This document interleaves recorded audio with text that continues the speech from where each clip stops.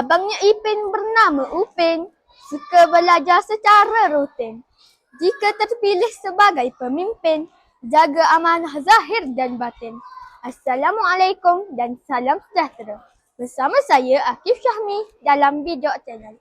Pada hari ini akan berlangsungnya program Watikah Pelantikan Pemimpin Kecil SK Kod Lanaz.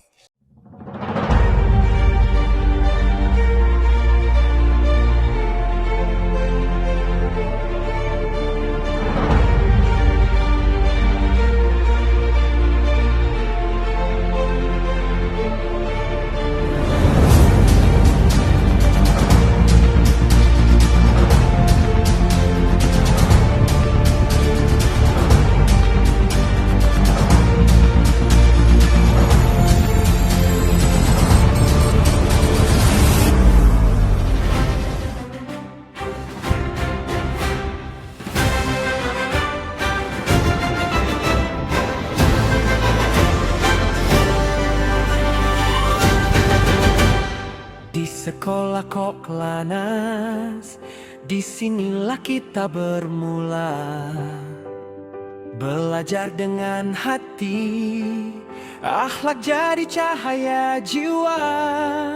Hari demi hari kita membesar, langkah penuh percaya.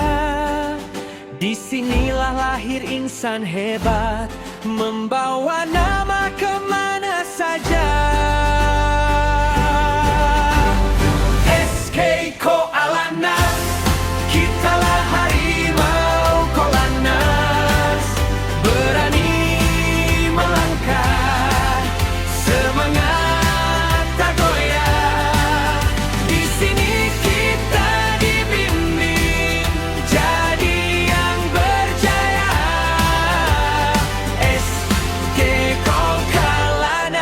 Bijo.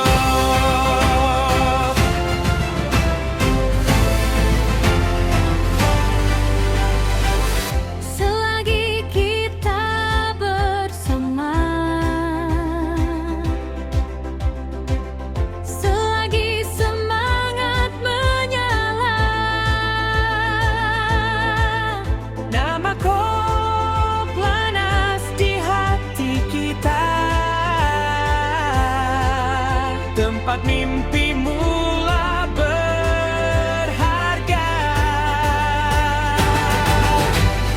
SK Kod Lanaz. Kita bersama Sarjana Izzah binti Mansur, penolong pegawai perhubungan sekolah. Apa khabar Puan? Khabar baik. Assalamualaikum. Bolehkah Puan berikan sedikit nasihat kepada para pemimpin muda SK Kod Lanaz? Okay, boleh.